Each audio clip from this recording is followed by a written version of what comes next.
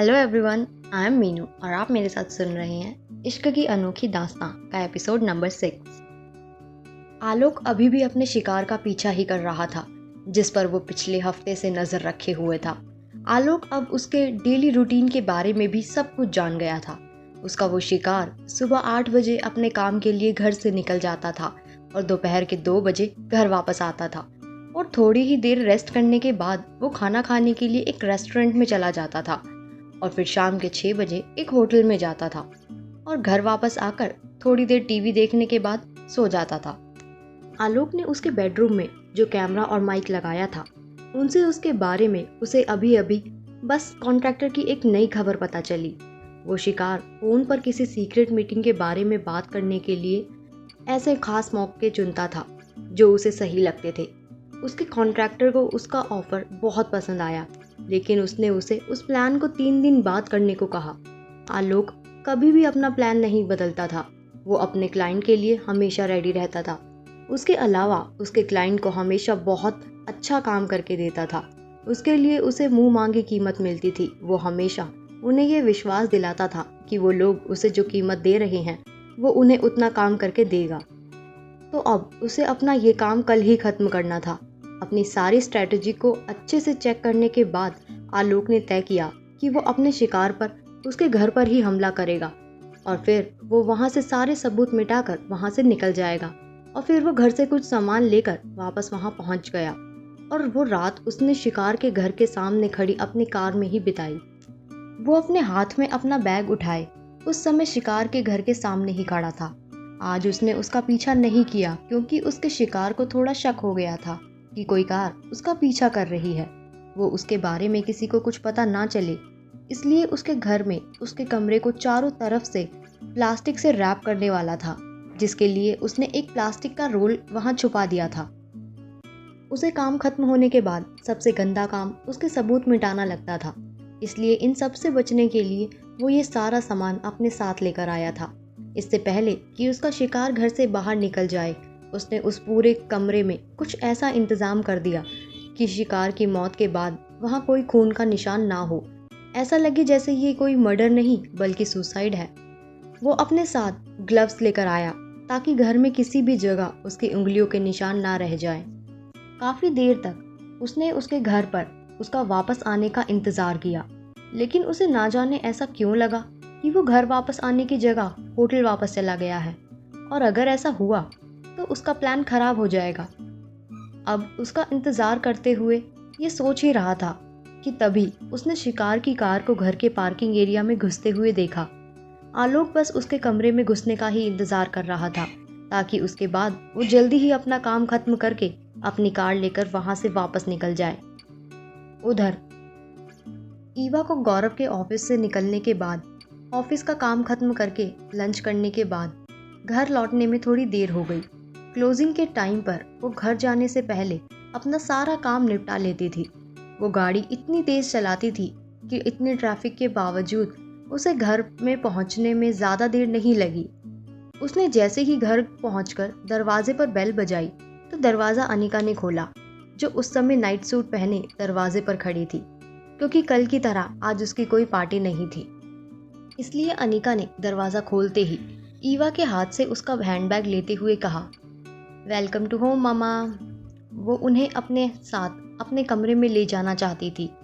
ईवा ने मुस्कुराते हुए जवाब दिया, थैंक यू बेटा, कैसी हो तुम?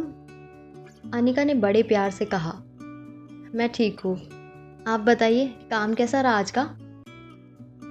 ऐसा कुछ परेशानी वाला तो काम नहीं था, वैसे भी आज ज़्यादा कुछ काम ही नहीं था, ईवा ने जवाब दिया। ठीक है तो फिर आइए, मुझे लगा शायद आपको आने में देर हो जाएगी तो आपको गर्म पानी से नहाना होगा, इसलिए मैंने हीटर ऑन कर दिया था, ईवा ने मुस्कुराते हुए जवाब दिया। तुम तो बड़ी समझदार हो गई हो। आपके लिए तो मैं कुछ भी कर सकती हूँ मामा।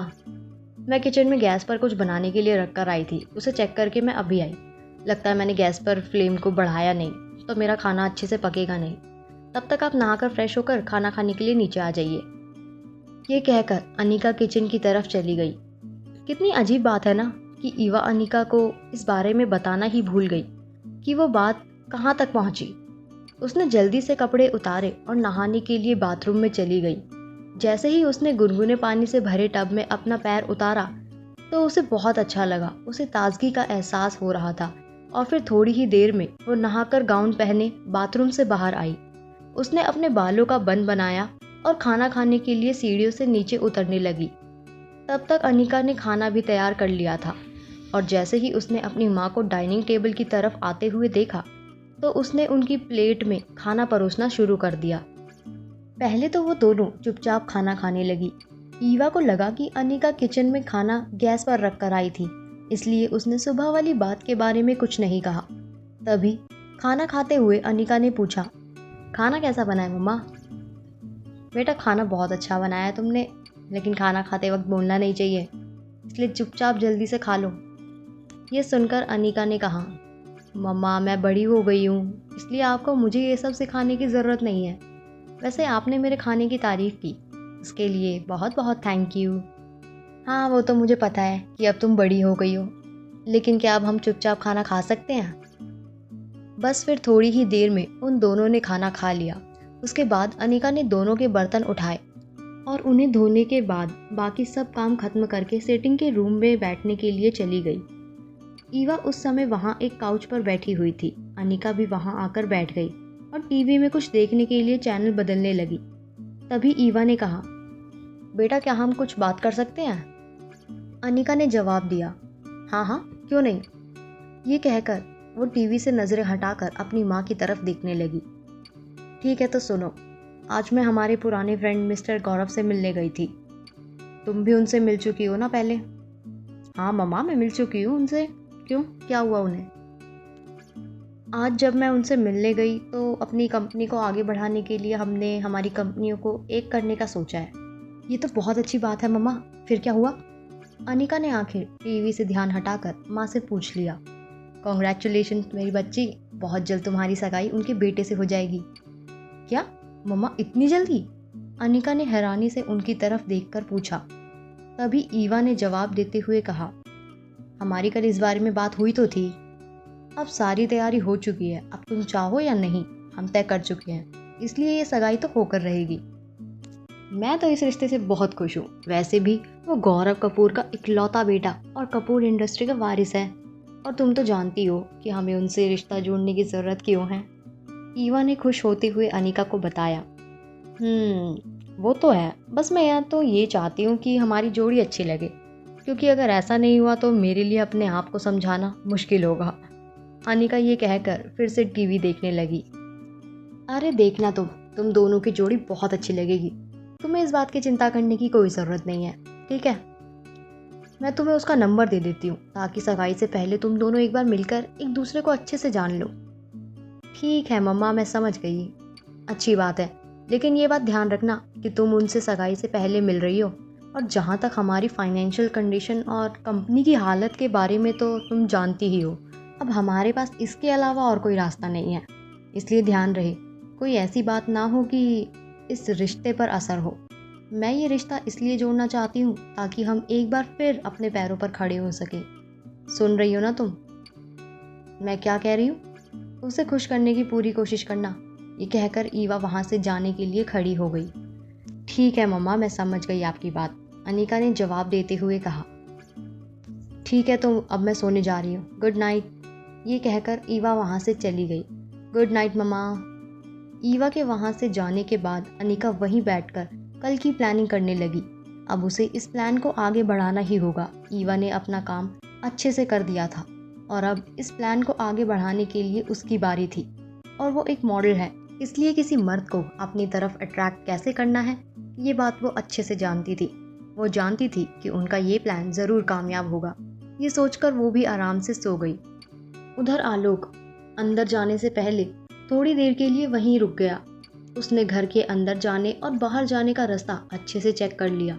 इसके लिए उसने स्लाइडिंग वाले गेट को थोड़ा सा खुला रखा और फिर उसने अपने हाथ में बंधी घड़ी की तरफ देखा। उस समय रात के 2 बज चुके थे और उस दिन उसके शिकार को ऑफिस में बहुत काम था, इसलिए वो भी थक कर बहुत गहरी नींद में सो रहा था। आलोक हमेशा इस बात का ध्यान रखता था कि वो ऐसे टाइम पर वार करे ताकि सामने वाला उस पर पलटकर वार ना कर सके। आलोक को ऐसे तरीके अपनाना बहुत पसंद नहीं था जो वो नहीं जानता। पहले वो मार्शल आर्ट का बहुत बड़ा खिलाड़ी था और ज़्यादातर वो हाथों का नहीं हथियारों का ही इस्तेमाल करता था। उसे उसके काम की इतनी बड़ी कीमत मिल रही थी, इसलिए उसने इस बात का पूरा ख्याल रखा कि इस प्लान में उससे कोई गलती ना हो और ना ही उसके हाथ से उसका शिकार बचकर निकल पाए। वो आदमी खर्राटे मारकर सो रहा था। आलोक दबे पांव उसके कमरे में गया ताकि उसकी नींद ना खुले। उसके बाद उसने उसके कबर्ड में से एक प्लास्टिक का रोल निकाला और फिर उसने कमरे को चारों तरफ से प्लास्टिक से कवर कर दिया। और उस आदमी ने भी सोने से पहले नींद की 2 गोलियां ली थी, जिसकी वजह से उसकी नींद नहीं खुली और आलोक ने थोड़ी ही देर में पूरे कमरे को कवर कर दिया। पास में रखे लैंप से लेकर उसने दीवारों के हर कोने तक को उस प्लास्टिक से कवर कर दिया था। उसके बाद उसने अपने हाथों में ग्लव्स पहने ताकि उसकी उंगलियों के निशान कहीं पर छूट ना जाए। वो जिस गन से अपने शिकार को मारने वाला था उसमें भी उसने एक साइलेंसर लगाया ताकि वो उस पर हमला करे तो उसकी आवाज़ बाहर ना जाए। आलोक किसी को मारने के लिए ये तरीका पहली बार नहीं अपना रहा था। जहाँ तक उसे याद आ रहा था कि पहली बार उसने एक औरत को मारने के लिए ये तरीका अपनाया था।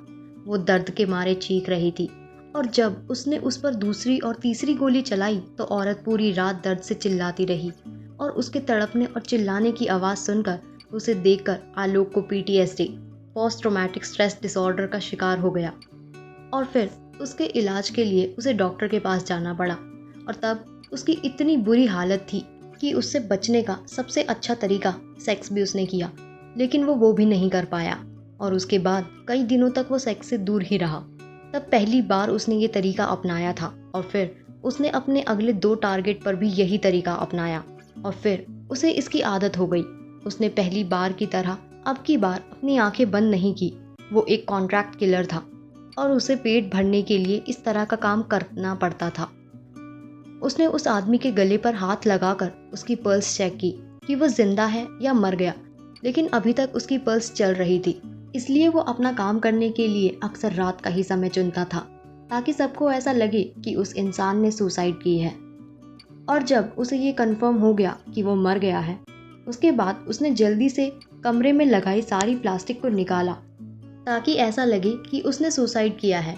उसके लिए उसने सबसे पहले उस आदमी के एक हाथ में पिस्तौल रख दी और दूसरी तरफ नींद की गोलियों के पास पानी की एक बोतल रखी ताकि किसी को भी देखने पर ऐसा लगे उसने सुसाइड की है। और जब उसका टेस्ट हो तो रिपोर्ट में आए कि उसने नींद की गोलियां ज़्यादा ले ली, जिसकी वजह से उसकी मौत हो गई। उसके बाद वो घर के उन कोनों में गया जहाँ जहाँ उसने कैमरे लगाए थे और फिर उसने वो सब हटा दिया। उसके बाद उसने वो सारा सामान उठाया और उसे एक थैली में डालकर ले गया, क्योंकि वो सारा सामान वो घर ले जाकर जलाने वाला था ताकि कोई सबूत ना रह जाए, किसी को पता ही ना चले कि वो कभी यहाँ आया भी था। उसके बाद उसने अपनी घड़ी में देखा तो उस समय सुबह के 5 बजने में सिर्फ 15 मिनट रह गए थे। जैसा कि वो हमेशा से अपने काम को अच्छे से बिना कोई सबूत छोड़े अंजाम देता था, इस बार भी उसने ऐसा ही किया। और फिर उसके बाद उसने धीरे से स्लाइड वाले दरवाजे को खोला और गली के उस पार खड़ी अपनी कार में जाकर बैठ गया। उसके बाद उसने वो सामान वाली थैली को बैक सीट पर रखा और कार स्टार्ट करके वो अपने घर की तरफ चला गया। और घर पहुंचकर वो अपने काम के पूरा होने की कंफर्मेशन मेल से भेज देगा। कहानी में आगे क्या होगा जानने के लिए सुनते रहिए इश्क की अनोखी दास्तां के आने वाले एपिसोड्स। Thank you.